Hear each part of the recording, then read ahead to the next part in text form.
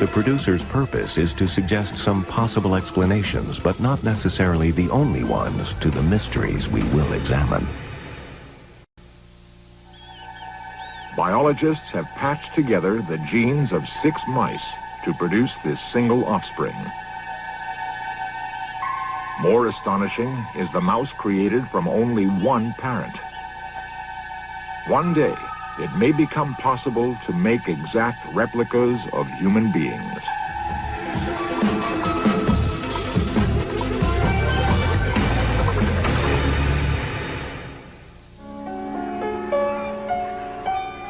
The chance of twins being born is about 1 in 80. The likelihood that they be identical is less than 1 in 200. Wherever they appear, they are startling and fascinating.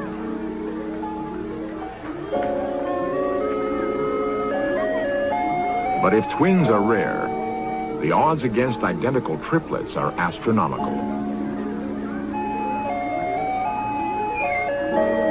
These boys are lucky to have been born in the 20th century.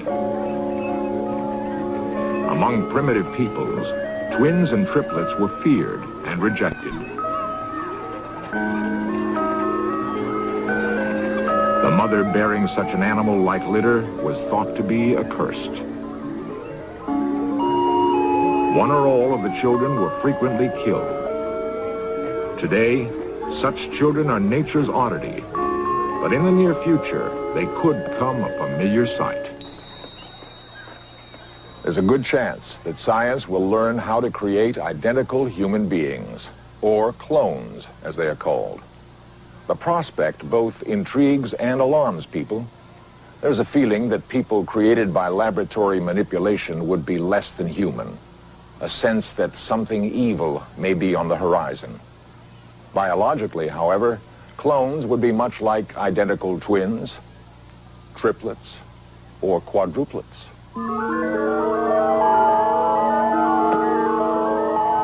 These 10-year-olds form one of a dozen sets of identical quadruplets in the country.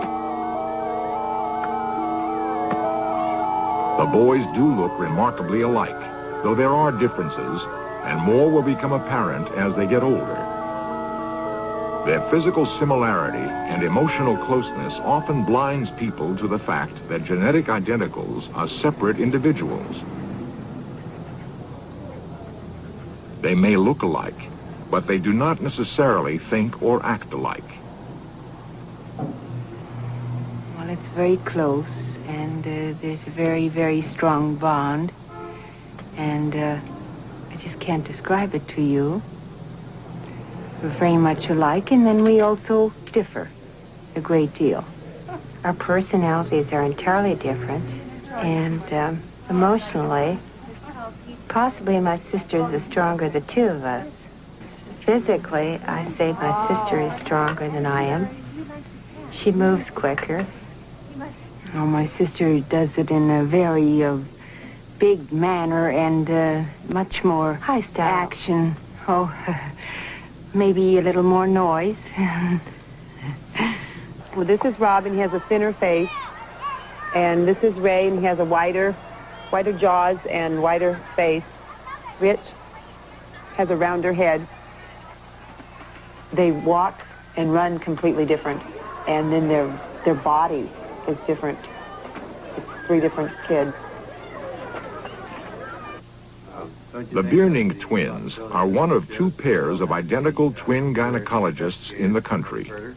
I think I'm a little more sedate, a little more likely to let nature take its course, whereas my brother is a little more aggressive, a little more likely to rock the boat and get a little upset a little more quickly than I do. Provocative, or maybe volatile, is the word that I like to use. Twins are not clones, but they are living examples of what clones could be. If we are to rise above the superstition of primitive tribes who killed twins, we must not think of clones as either less or more than human. Genetically, a pair of human clones would be the same as a pair of identical twins. They would, however, not originate in the same way. The conception of a normal baby begins with an egg from the mother, which carries her genetic instructions, and with sperm from the father, carrying his genetic makeup. When the sperm fertilizes the egg, the genetic information from the father joins that from the mother, and the cell begins to divide. Occasionally, the cell mass splits apart at an early stage. The separate halves continue dividing. They become identical twins, alike down to tiny details of face, hair, and teeth. It is believed that a person's skin and other body cells carry all the genetic instructions needed to duplicate that person. The process of cloning someone would begin with any one of their cells and any fertilized human egg. The egg nucleus containing its genetic instructions would be removed, and the nucleus from the donor cell inserted. After implantation in any woman's womb, the altered egg would divide and grow in the usual way. It would become the younger identical twin of the original cell donor, his or her clone.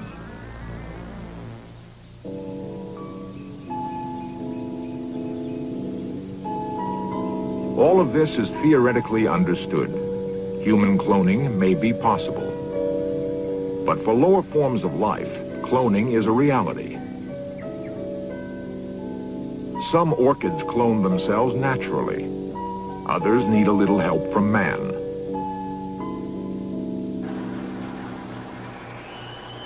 At the Rod McClellan Company, south of San Francisco, growers are in the business of cloning beauty. They cut a tiny sliver of cells from the shoot of a mature plant and put the pieces in nutrient.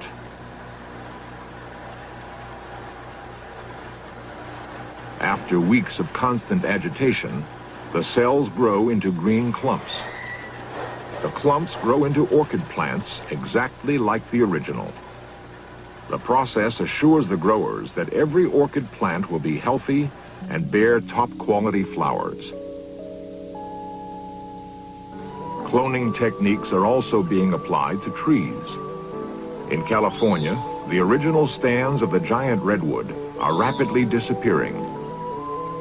Researchers are helping reforest with a new breed of trees, faster growing, straighter redwoods with fewer branches than their ancestors. The breeding of super trees begins with the selection of the best tree in a stand.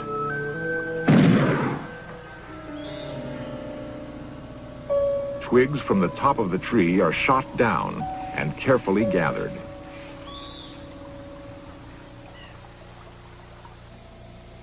Carbon copy redwoods are then grown in test tubes.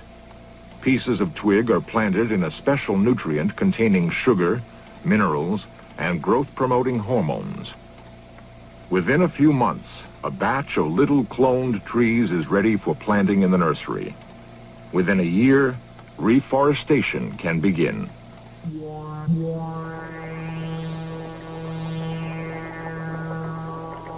In the last decade, cloning research has made awesome strides. Biologists use the cells of one axolotl, a large Mexican salamander, to create its clones.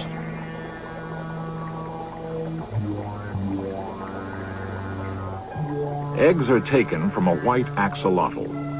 Normally, they would be fertilized by different sperm and grown into different axolotls. But a stranger fate awaits these eggs. Their genetic information is destroyed. They will become carriers for genetic instructions from other axolotl cells.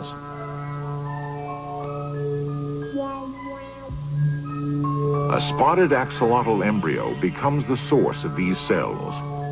It is picked apart into individual cells. What comes next is the very essence of animal cloning. The genetic information-carrying nucleus of a cell is drawn into the pipette.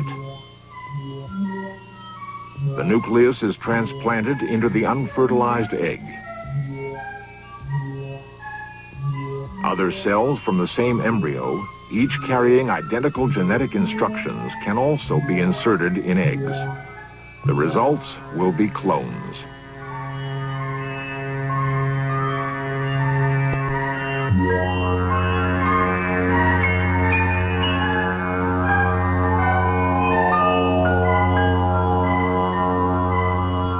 The baby axolotls are born identical, spot for spot, man-made clones of a single parent.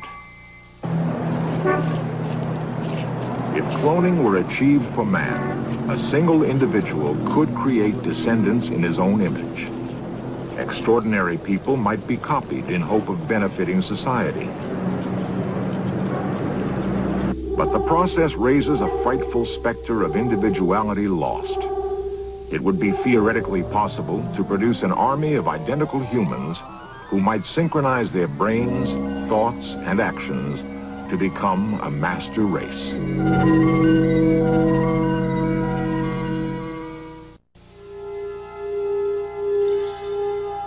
If human cloning became reality, a person could create his own younger identical twin. The prospect conjures up visions of a dozen identical prize athletes or 100 facsimiles of some movie screen goddess. Human cloning, however, is not yet upon us. When biologists tried to use on mammals cloning methods developed for salamanders and frogs, they encountered formidable obstacles. Mouse or human eggs are delicate specks, much smaller than axolotl eggs. The operations of microsurgery can easily damage them. Dr. Clem Markert of Yale University is a pioneer in cloning research. His latest achievement is the creation of a mouse which has 6 parents. Starting with 3 pairs of normally mated mice, each with different coat color, Dr. Markert produced a 3-colored patchwork female. This laboratory miracle was performed by putting together embryonic cells from the 3 matings. After joining, the cell groups synchronize, develop normally, and become 1 mouse instead of 3. No one has ever cloned a mammal, but a few individuals at least have tried. And we're trying to develop the techniques for cloning mice right now. And there are 2 different methods that we can use in attempting to clone mice, both of which involve a kind of microsurgery on mouse eggs. The process begins with a female whose eggs have been fertilized in the normal way. Her eggs are collected and prepared for microsurgery. At this early stage, genetic material from egg and sperm have not yet mixed. The mother's and father's genes are in 2 distinct sacs called pronuclei. Dr. Markert deftly removes one of the pronuclei.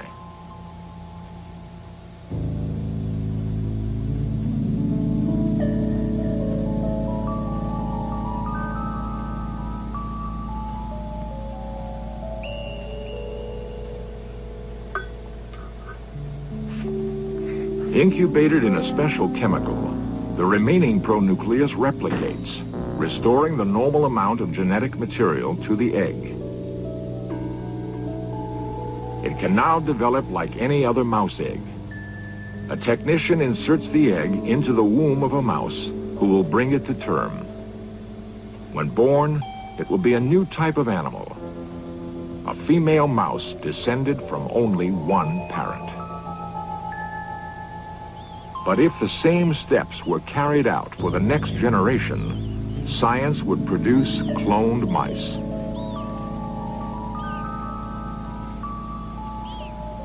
If we repeat the procedure, then we would make clones of mice. And there's no technical or biological barrier to doing that right now. Experiments with single-parent mice are continuing. Within a few years, Dr. Markert expects the first cloned female mice to be made by this indirect technique. If cattle could be cloned by first making single parent cows, the economic gain would be enormous. Dairy farmers could build whole herds of identical prize cows. Unlike humans, however, these animals have been bred to eliminate genetic defects. Human beings all carry a substantial burden of what we call recessive lethal genes, which if present in duplicate would cause us to die. So that if you began with a human egg and treated it the way we do the mouse egg, instead of it living and developing, it would surely die in nearly every case.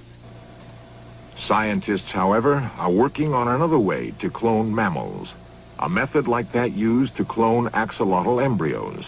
The second method involves putting a nucleus into the egg after you've previously taken its own nucleus out.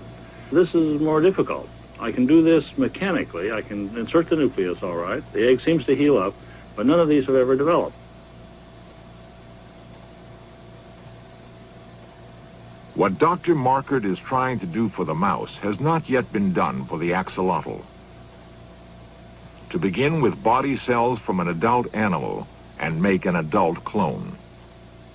The successful experiments with frogs and salamanders all begin with tadpoles and embryos, not adults.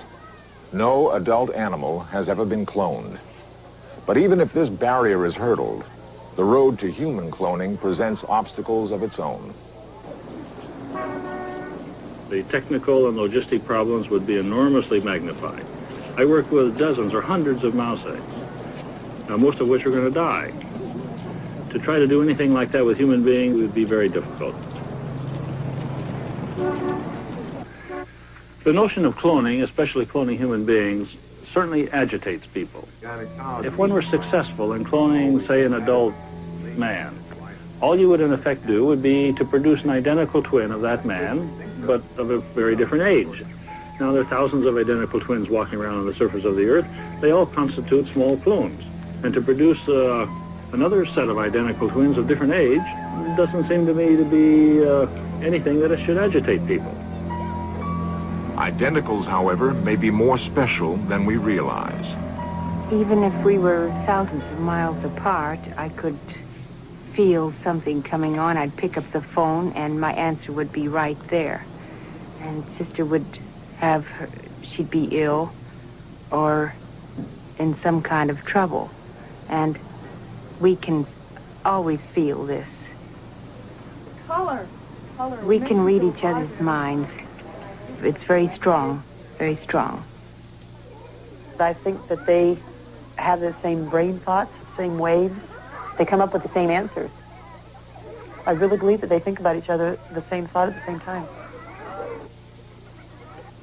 If there were 4 or 5 or 6 of us, seeing that we twins are double power, it would have been just absolutely marvelous. I think 4 or 6 would be a veritable landslide. Well, we'd have a veritable clinic, and we'd have the whole town to ourselves, probably. I'm not too worried about negative results from cloning. Yeah, I think it's a good thing that we are able to improve the human race, if you will, and improve certain characteristics maybe that are desirable and eliminate undesirable individuals and characteristics, even though it may sound a little dangerous depending on who calls the shots. Many people are afraid that if cloning of human beings became possible, that the government would direct the process and produce individuals to the government's taste. What governments are interested in is the adult personality. And if you were to clone individuals, you'd still just begin with a group of children, with the same genetic makeup as some preceding generation of adults, but you'd still have exactly the same problems of trying to discipline them, educate them, change them, or make them into the kind of adults you wanted to make them into. One of the reasons why many people are very worried about the possibility of cloning human beings is that they suffer from the illusion that genes determine character. And that's just not true. Dr. Markert and associates are continuing attempts to clone mice. Their progress manipulating eggs has attracted new researchers to the field, multiplying the chances of success. The cloning of human beings could soon be within reach. If human cloning comes, serious questions will have to be faced. Who will be singled out for duplication? Who will decide how many copies to make? Geneticists believe that intelligence is in part inherited.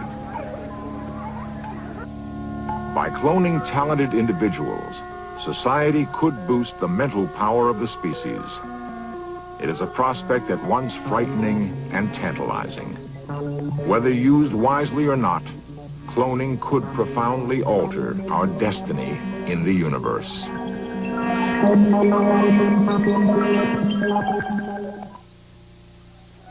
If achieved, cloning would create genetically identical individuals. But if cloning became a common method of human reproduction, certain types might be overbred, and variety is essential to the survival and evolution of a species. Unless carefully controlled, cloning could potentially lead us toward evolutionary disaster.